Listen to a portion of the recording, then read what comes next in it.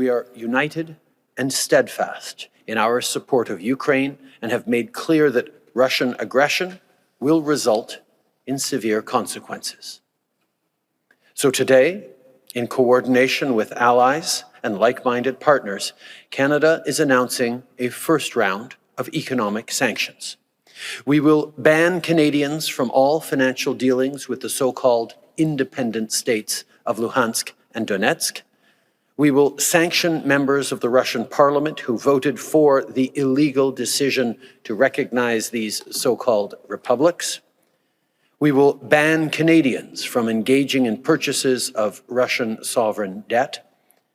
And we will apply additional sanctions on 2 state-backed Russian banks and prevent any financial dealings with them.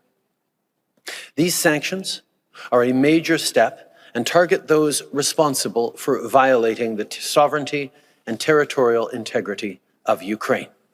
And they will remain in place until the territorial integrity of Ukraine is restored. The federal government paid a Russian war collaborator after sanctions against Russia kicked in. The Chinese military contractor, China Head Aerospace, was paid $41,637 for satellite photos of Canadian forests. All of this came out of the budget of Natural Resources Canada, and the payment happened after the Chinese-based company was blacklisted by Canadian allies for collaborating with the Russian government in the war in Ukraine. And 1 month after, the state agency, CBC, accused protesters in the nation's capital of doing business with Russia. It was the Canadian government that was engaging in financial activities with the company blacklisted for collaborating in Russian war efforts. Let's stop right here and paraphrase, because this is wild when you think about it. Trudeau broke his own sanctions against Russia to pay a Chinese surveillance company that was already working with Russia to spy on Canadian forests. What? And the payment, get this, was seized by U.S. authorities as part of international sanctions against Russia for the war in Ukraine. All of this was first reported by the independent journalists over at Blacklock's Reporter. Look at this. The payment has not been received by the supplier, as the funds are with the U.S. Office of Foreign Assets, read a briefing note, contracts in relation to China Head Aerospace Technology Company. Now, these records obtained by Blacklock's Reporter about the payment indicate a sudden interest in fiscal accountability when hiring this Chinese surveillance contractor to take photos of Canadian geography. The documents show that the feds ultimately settled with the lowest cost bid. That's unusual, right?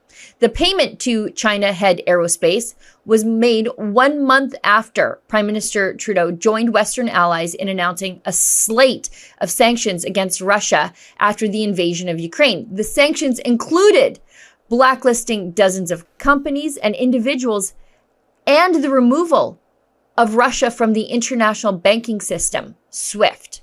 Today, Canada is announcing our third set of severe, coordinated sanctions. First, we will be imposing sanctions on President Putin and his fellow architects of this barbaric war, his chief of staff and Foreign Minister Sergei Lavrov. These men bear the greatest responsibility for the death and destruction occurring in Ukraine. Additionally, I am confirming Canada's support to remove Russia from the SWIFT payment system, a critical part of the global banking system.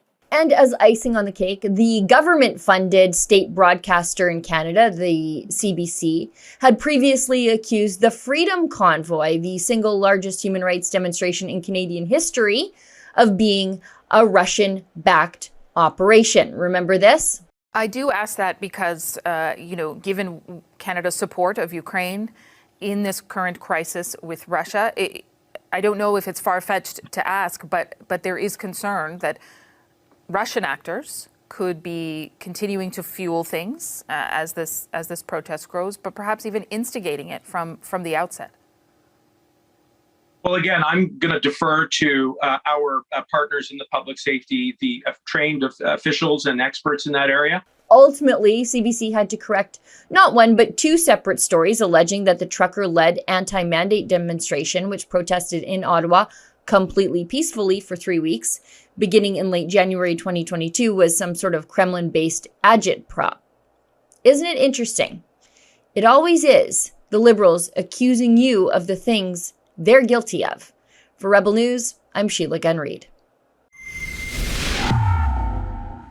If you want to really know what happened inside of the Freedom Convoy, hear it from the lead organizer, Tamara Leach. Her new book, Hold the Line, My Story from the Heart of the Freedom Convoy, is available now. Go to theconvoybook.com to get your copy today.